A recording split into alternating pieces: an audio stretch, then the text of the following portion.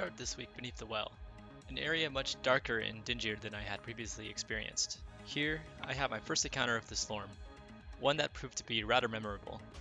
Oh! Oh! Okay. This sewer level features a mechanic where you're unable to dodge roll while in the water. This pairs nicely with the recently introduced shield.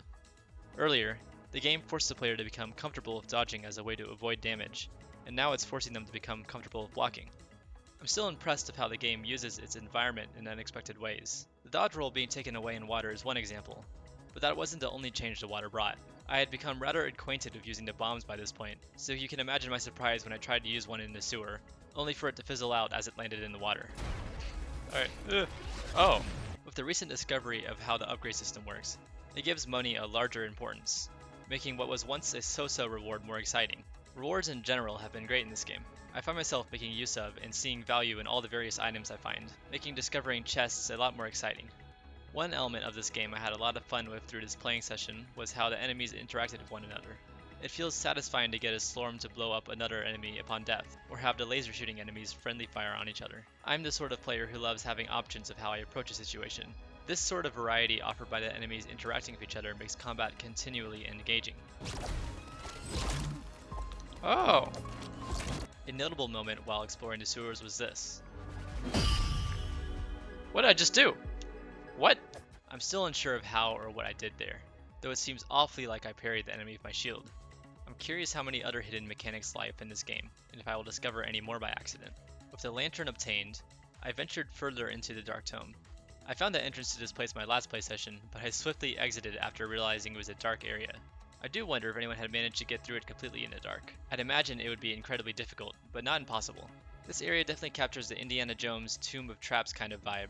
I particularly enjoy how the map for this area has little drawn-in markings detailing where the traps are. These markings are present all throughout the manual, and aren't something you notice at a first glance. It gave me the sense that this manual I'm slowly piecing together used to belong to someone else.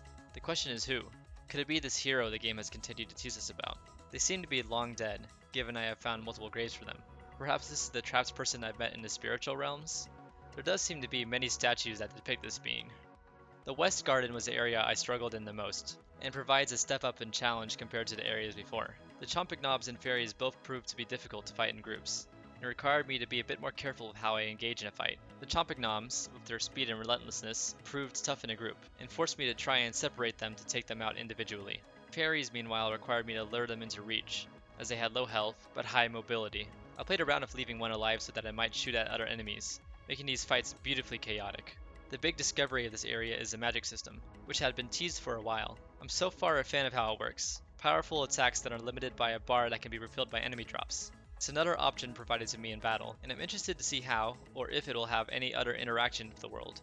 I do like how the game gradually introduces these new elements, giving the player time to toy with and figure out a new item or move before introducing another. It keeps the game from ever feeling overwhelming or too much of an info dump.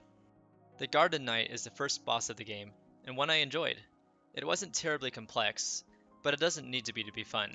I found that the main struggle, both with this boss and my encounters with enemies in this area, was maintaining my stamina bar. You truly have to be attentive to it in this game. I could attribute a majority of my deaths to my stamina running out, leading to me being hit by a chain of attacks. This game encourages me to be more methodical with my movements, and to know when to attack, and when to let myself recover. Beyond the golden door is only more questions. 3 rings guarding what appears to be the same prison that the mysterious person from before was trapped in. Manual pages introducing mechanics and places I yet to fully understand, and a snowy mountain with a seemingly impassable door. The game continues to tease my curiosity, not just with what lies ahead, but also within places I've already explored. What did lighting the 2 skulls in a tomb do? How do I get past the shield knight on the narrow path?